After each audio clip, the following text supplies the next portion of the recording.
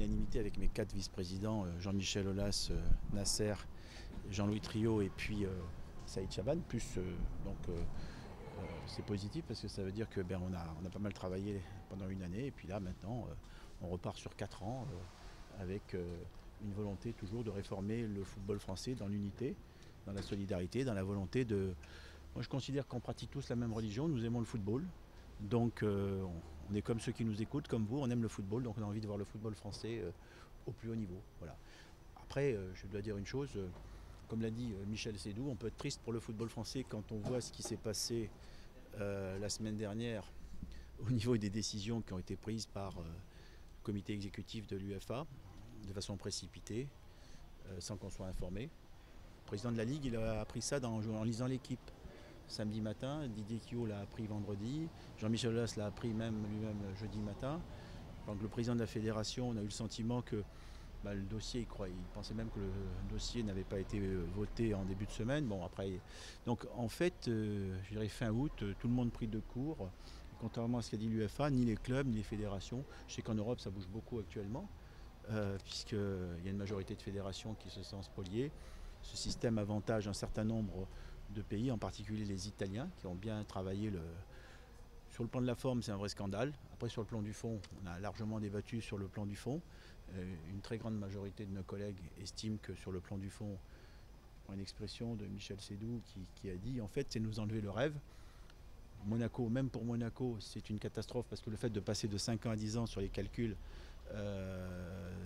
d'ancienneté UEFA, ça avantage vraiment les clubs anglais et un certain nombre de clubs italiens. Pour Lille, pour Bordeaux, en fait, et même le Paris Saint-Germain. Le Paris Saint-Germain, avant l'époque qatari, qui n'obtenait pas de très bons résultats en Coupe d'Europe, est désavantagé par cette formule. Voilà, d'ailleurs, alors l'UEFA a mis en avant le fait que, paraît-il, il y aurait des puissances financières qui voudraient faire une ligue fermée, mettre 5 milliards d'euros et que les gros clubs auraient pu, autour de ça, suivre ce chemin de ligue fermée, ce qui aurait mis le football européen dans une situation, c'est ajouter un chiffon rouge. Même Nasser a dit mais c'est pas vrai, cette histoire de 5 milliards c'est entièrement faux. Et puis imaginez une ligue fermée, vous imaginez des clubs qui s'amusent à jouer entre eux, leurs joueurs ne seraient plus sélectionnés dans les équipes nationales puisqu'elles ne dépendraient plus des fédérations, etc.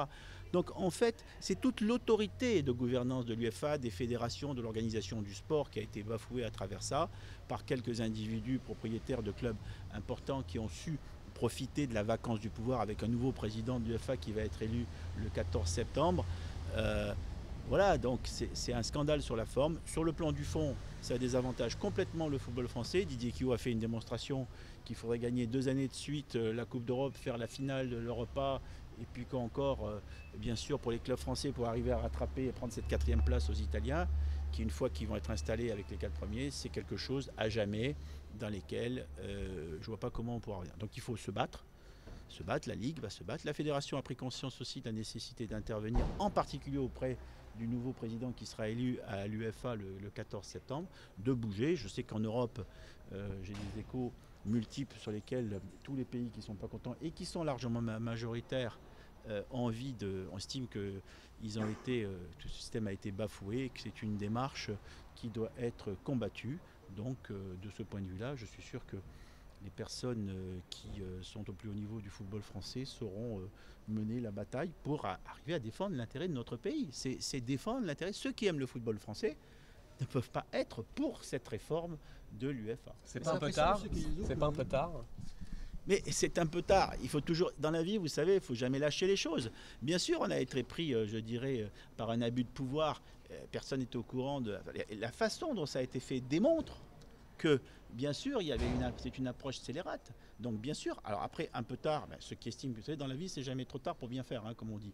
Donc, à nous de savoir nous mobiliser, à nous de savoir mener les actions pour faire en sorte que tous les inconvénients et toute, je dirais, la situation dans laquelle on a mis le football français puisse être, je dirais, combattu et faire en sorte qu'on puisse amender un certain nombre de choses, revenir sur un certain nombre de sujets, puisque tout n'est pas bouclé.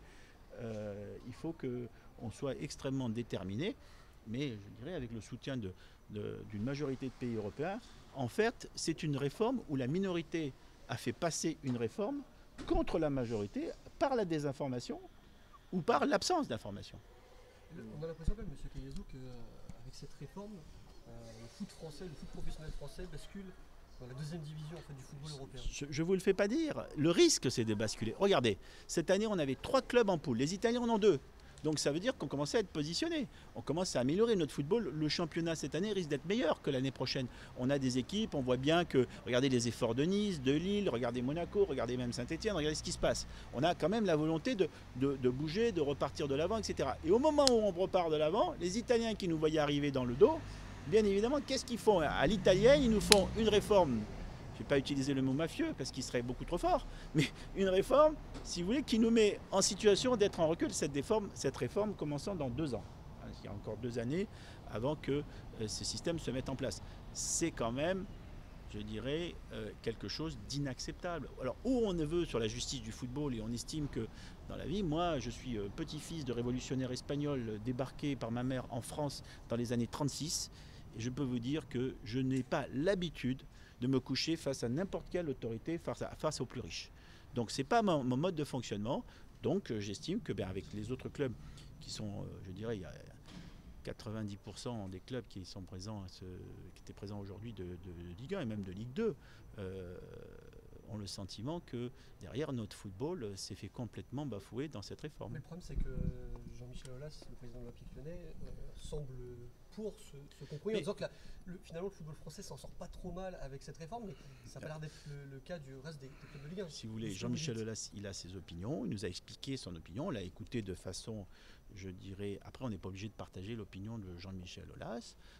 On est en situation où, je dirais, interroger Lille, interroger Bordeaux, interroger Monaco, interroger l'OM, interroger les différents clubs, et qui vous diront ce qu'ils pensent vraiment. Et même Paris Saint-Germain, Nasser, qui a été très très bien dans ses propos, a expliqué que, en fait, le Paris Saint-Germain était fortement désavantagé par rapport au Bayern. Cette réforme, elle s'est faite aussi contre le Paris Saint-Germain parce qu'elle avantage le Bayern, elle avantage la Juventus, elle avantage les clubs espagnols, elle donne des moyens financiers supérieurs à ces clubs par rapport au Paris Saint-Germain. Et cette réforme, elle a été faite aussi contre le Paris Saint-Germain avec le côté qu'ont les Allemands de contester la puissance financière qatari qui pour eux n'est pas normale. Donc si vous voulez, aujourd'hui, pour moi, il y a une vraie action de fond à mener. Il ne faut pas la mener de façon, je dirais, passionnelle. Il faut la mener de façon rationnelle avec les instances, ligue, fédération.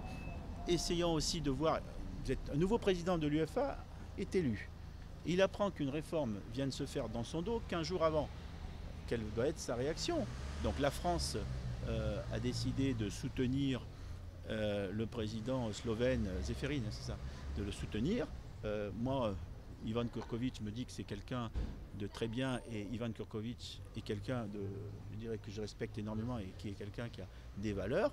J'attends de voir qu'est-ce qui va se passer à ce niveau-là. Et maintenant, si on me dit c'est l'ECA qui est dirigé par 3-4 clubs, qui dirige l'ensemble du football européen et qui dirige l'économie du football européen, dans ces cas-là, on est dans un monde un peu particulier, qui est un système plutocratique où tout individu normalement constitué est obligé de le combattre. Pour que les gens comprennent bien, c'est quoi à terme le risque pour le football français, cette réforme? Le risque, c'est les 4 pays, Espagne, Angleterre, Allemagne et Italie, se retrouvent ayant 4 qualifiés en poule de Champions League systématiquement, et vous ne pouvez pas les déloger. Donc c'est comme un système de ligue fermée bloqué. Et les Français, en ayant 2 plus 1 qualifié en barrage, donc 3 au maximum, ensuite plus un classement qui a changé, les indices de classement ont changé, donc la solidarité financière, la répartition financière, elle est en faveur de ces pays-là et pas en faveur de la France. Donc résultat, on est sur le plan de la compétition sportive, mais aussi sur le plan financier, les clubs français sont considérablement désavantagés, voire spoliés. Et l'autre risque, Bernard, c'est un risque pour la Ligue 1 aussi? Non, après on affaiblit la Ligue 1, mais après on affaiblit la Ligue 1, c'est une façon d'affaiblir la Ligue 1.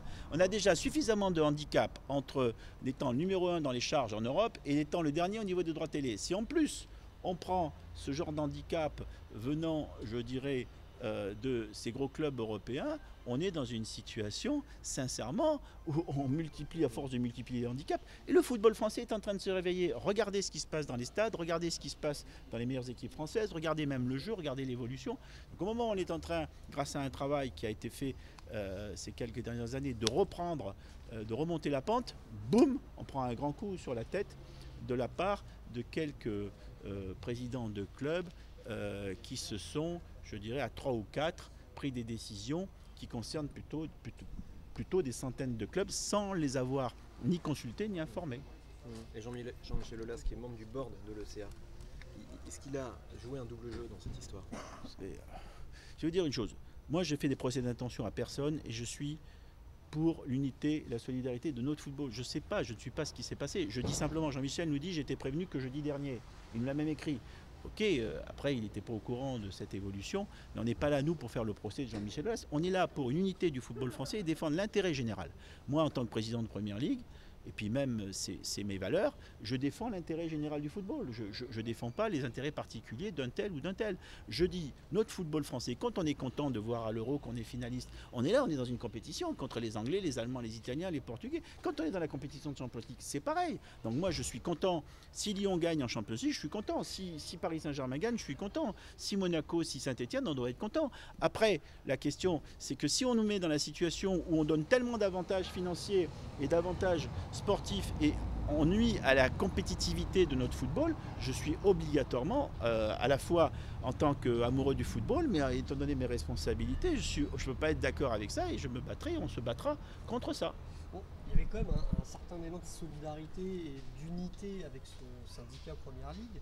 Après, bon, voilà, mais les réunions se sont très très bien passées. Attendez, sachez une chose, on n'a pas des... Moi j'ai de l'estime pour ce qu'a fait Jean-Michel Aulas dans son stade, dans ces trucs. Les réunions se sont très bien passées. Et je vais même vous dire une chose, j'ai regardé, je ne suis pas sûr que l'Olympique Lyonnais soit très avantagé dans cette réforme. Donc je pense qu'après on peut avoir des opinions différentes, mais ce n'est pas parce qu'on a des opinions différentes qu'on ne continue pas à travailler ensemble. Et on a une réforme, à continuer notre réforme du football français en profondeur pour que notre football continue à progresser.